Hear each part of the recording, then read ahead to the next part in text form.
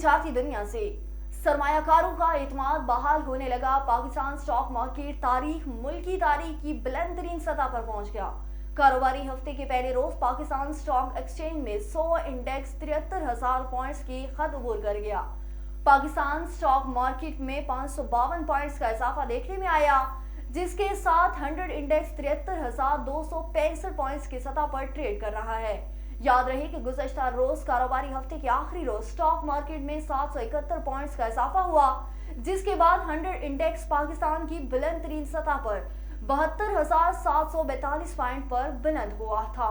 आगे बढ़े, आपको बताएं कि इंटरनेशनल मॉनेटरी फंड के एग्जीक्यूटिव बोर्ड का इजलास आज होगा। IMF की जानिब से पाकिस्तान के लिए 1.1 अरब डॉलर्स की इसकी मंजूरी मुतवक्के है।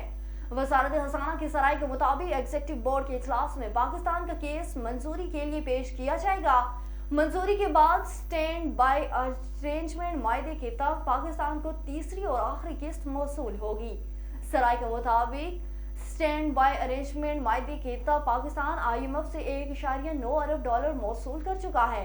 स्टैंड बाय अरेंजमेंट मायदे में रहते पाकिस्तान ने IMF के साथ तयशुदा अहदाफ पर अमल दरामद भी किया है। बैनुल अक़वामी मालियाती अदारे की मैनेजिंग डायरेक्टर क्रिस्टलिना जारिचो ने कहा है कि बाज़ ममालिक जैसे कि पाकिस्तान की मौशियत मुश्किलात का शिकार है। IMDF क्रिस्टेला जारिचो ने वर्ल्ड इकनॉमिक फोरम के खुसूसी सेशन में गुफ्तगू करते हुए कहा कि आलमी इक़्तिसादी फोरम की इस मीटिंग के दौरान IMF के 2 पैगाम थे। उन्होंने मज़ीद कहा कि पिछले चंद साल की मुश्किलात के बावजूद तरक्की और मौशियत बेहतर है।